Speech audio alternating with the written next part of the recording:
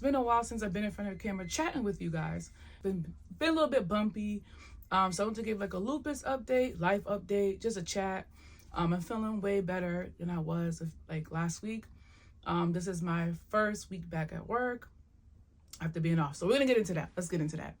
So mid-January was when I started flaring pretty bad. Like I had like body aches, just from head to toe. Long story short, head to toe. And I was starting to swell in my face. That is usually a rare symptom for me, but like it started becoming more frequent in the month of January. And I was like, okay, it's just cold weather, because in New England, January is like the coldest month, I want to say. Like we were at like 10 degrees, 13 degrees, and so my body took a toll. But then like maybe towards like the last, I think the week of like the 20th of January, I had to actually start bringing my cane like everywhere with me.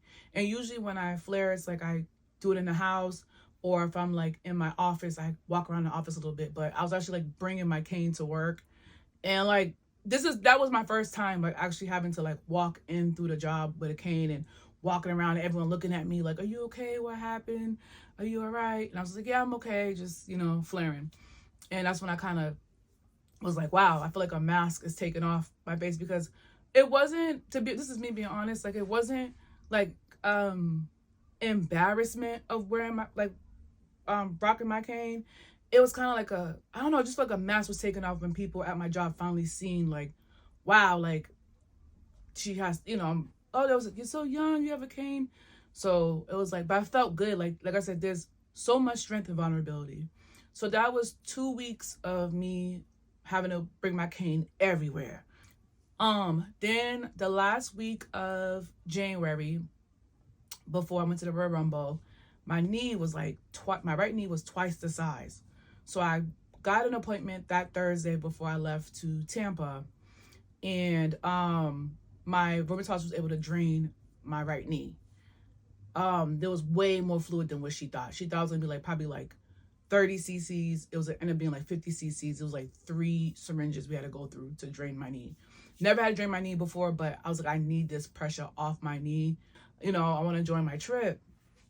So yeah, I want to join my trip. So I was like, I'll do it, whatever. So I rested until it was time for me to go for vacation. My trip was very, very short because I was flaring. I got back home sooner than sooner than I expected, but that was great for me so I can go home and rest. So even on my trip, I was very much seated the whole time, wasn't doing too much. Then February rolled around, like, okay, February's a new month. I gotta do my fitness stuff. I got so many plans I want to do. We went to the new month, still flaring. And I'm just like, oh my goodness, this is driving me nuts. So I wasn't bringing my cane with me everywhere. It was just like home and stuff like that. But then I'll say maybe like the week of the 5th, that's when it got worse. Like my flaring got worse. Like my mom had to help me like in and out the bed, had to help like pick me up pick me up out of bed so I can go to the restroom. Like it was really bad, and this never happened before, where there might be days sometime where I'm like, okay, mom, can you help me just take off my shoes or help me put on my socks? But like she had helped me like a lot, and I was like really taking a toll on me mentally, because I was like, this is scaring me. Like I never had an issue like this where I feel like I can't put weight on my knees, or I have to like pick my actual leg up to like just roll it over 2 centimeters.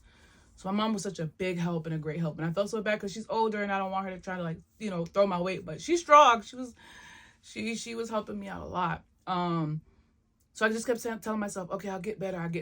Like my days off, I was just in the house trying to take my meds. What ended up happening was, I think, yeah, Super Bowl Sunday. It was the next day. It was that Monday. I told myself, okay, I have to go to the ER. I had a feeling it was gonna probably keep me maybe just for one night, because also my chest was hurting and me felt like someone was just sitting on my chest. And I was like, okay, I can't play with my chest, because in the past, I had pericarditis. So yeah, Monday I went to the ER. I packed my hospital bag, or my backpack. I went to pack a little bit light. And of course they said, yeah, we want to keep you overnight. So I ended up getting admitted. So from Monday to Wednesday of last week, I was in the ER. So I left on the 14th. I remember the day of me leaving, they brought in like Valentine's Day cards for us. And basically the diagnosis of that was there was fluid around my chest and then a little bit of fluid around my lungs. So they say, yeah, it looks like it's a small case of pericarditis. Like it's still wavering around, even though the big episode happened in 2021. So I was just like, oh, like here we are again. In the ER, I was just so uncomfortable because I was constantly in pain. My back was hurting, like head to toe. And it's just been a lot. Like I'm learning to like, it's okay to be positive, but sometimes you have to sit with your emotions. And like, it has been a lot. It like the last month has been so much on me. I left the ER on Wednesday. I went home. My mom took me home. I rested the whole day. She took off the whole week just to make sure I was okay. And then, which was such a big help because I really, really needed her help moving around. Like this was the first time I actually needed assistance like 24/7. Man, it's so tough. Man, anyways. Oh yeah, when I left the ER Wednesday, I had an emergency appointment Thursday to see my rheumatologist. So that's when we caught up with each other and she just wanted to know what was going on and recap everything. And she's like, I'm sorry you're going through this. Like, this is a lot. We have to get to the bottom of this. Because in between all this, I still have to meet with my kidney specialist to figure out from November about the kidney problem I had.